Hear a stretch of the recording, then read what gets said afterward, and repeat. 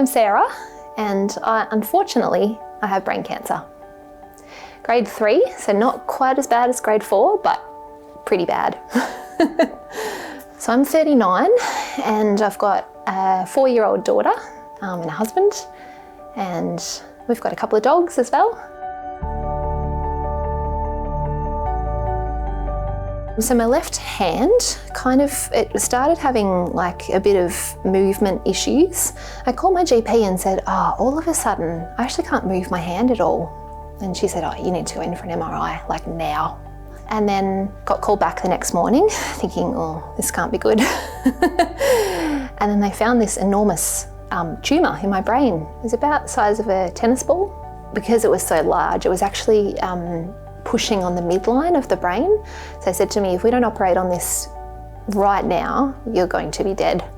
So they'd said to me, look, there is a pretty strong chance that you'll wake up and be paralysed on your left-hand side. And I'm a runner and like to be really active, and obviously having an 18-month-old, that's a big consideration where I just never pictured that this might be something that I'd be going through. And then they spoke to me about the fact that you might not wake up at all. And I hadn't even had a chance to see Steve or Esther because we'd been in lockdown all that time. We'd only really been able to have phone conversations and FaceTimes to say goodbye, potentially, to my family and loved ones. And I came out and I had half a shaved head and an incredible amount of stitches where they cut into, it's all pretty nuts. So it was this young neuro-trained doctor who was saying to me, I'm sorry, but you've got grade 3 brain cancer. And we're just looking at each other, had it on speakerphone, just thinking, what? What? I don't even know, my brain, I don't even know how to process that. Like what? He said to me, all right, so you've probably got on average about 2 to 5 years to live. Go and make memories, that sort of stuff, which is just, it was trauma that we have since had to work through. It was particularly difficult learning about brain cancer at the very beginning because we couldn't find any stories of hope. We couldn't find anybody that had lived. So everywhere you look, you're just hearing, and look, it's true because there is no cure. So the reality is that most people pass away who are diagnosed with brain cancer, and that could be me in the future. One of the hardest things about living with brain cancer now is that I don't actually know at any moment I could have another seizure.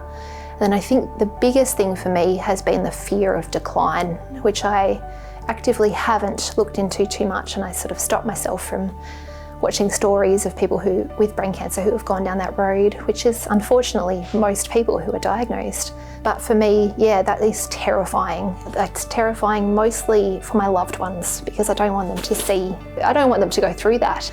So the fact that the Brain Cancer Centre exists is amazing within itself. When I'm talking about it to people, I just say, this has the potential to save my life, but it's also got the potential to prolong my life. I signed up as a consumer and just had this tiny insight into what the Brain Cancer Centre is doing and came away mind blown. Like, these guys are doing incredible work. Every time I go in there, every time I meet new professors or researchers, it just gets more and more exciting that there is just some amazing things happening in there. These words over you of terminal, no hope, no cure, which is true, but then Misty Jenkins gets up to speak and she says, this is a problem that we can solve. They need more time, they need more resources, but this is a problem we can solve. And I thought, that's the language I want in my life. I like to dream about what could be in the future. So if Esther wants to get married, chooses to get married, my absolute dream would be to see her walk down the aisle and maybe even be her grandma. That'd be incredible. That's my hope, yeah.